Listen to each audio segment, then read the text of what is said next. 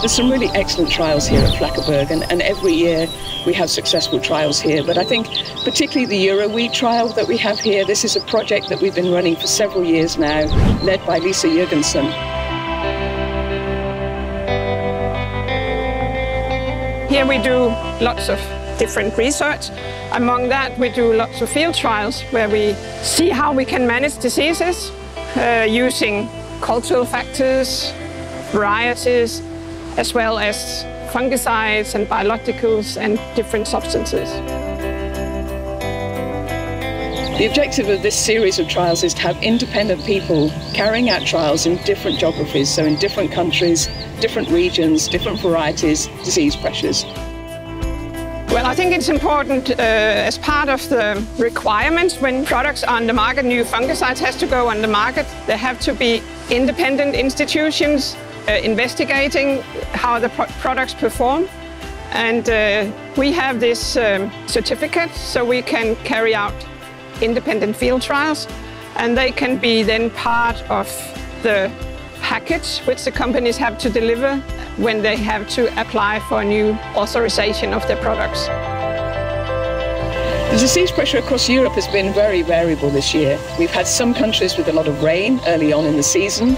So the Nordics, Baltics, the UK had a lot of rain, and I think we were expecting high disease pressure.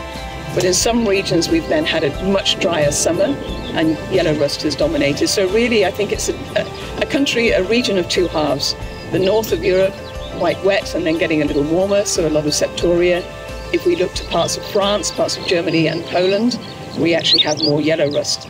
But I think the excellent thing with the Revysol-based products is we can cater for all disease pressures and all disease types. So depending on the partner active ingredient with Revysol, we can control septoria highly effectively, but also yellow rust and brown rust.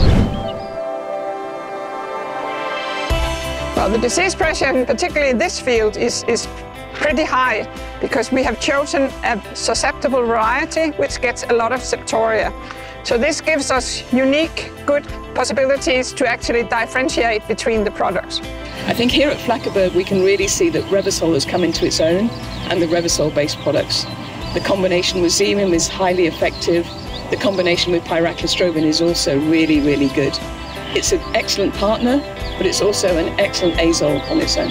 We are independent in our trial testing, so I don't give specific recommendations. I test the efficacy, and I can definitely see that this is an interesting compound which can be put into a spray program in various ways.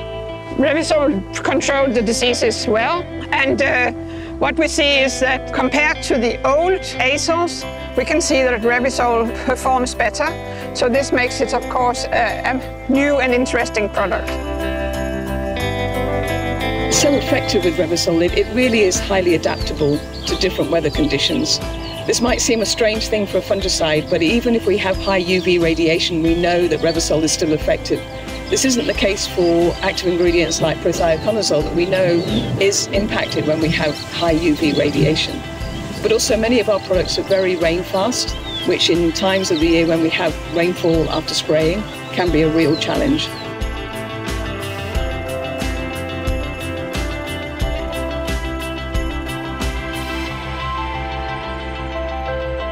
If farmers just rely on the same fungicides and treat over and over again, then they don't work after some years.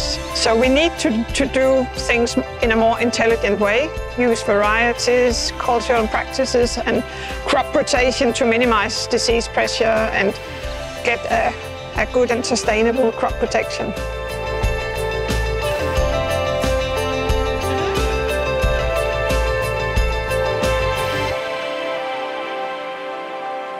As we have really strict regulatory environment now with 1107, to get any new active ingredient on the market is really a challenge.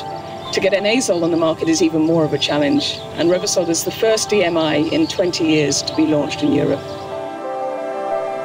We don't want the farmer to lose because of diseases, so we want to guide them in the right direction on how they can manage diseases. This might involve the use of fungicides or chemicals or pesticides, but we try to find out how we can use as little as possible.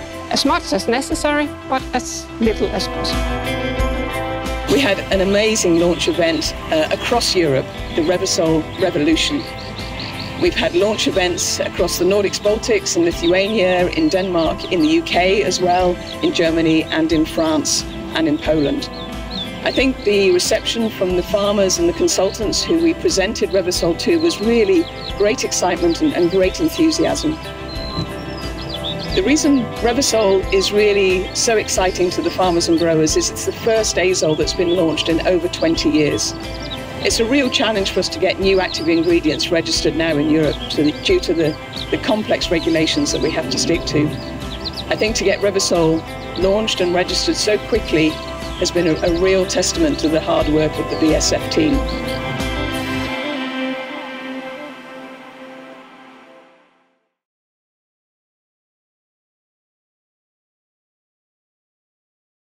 BASF. We create chemistry.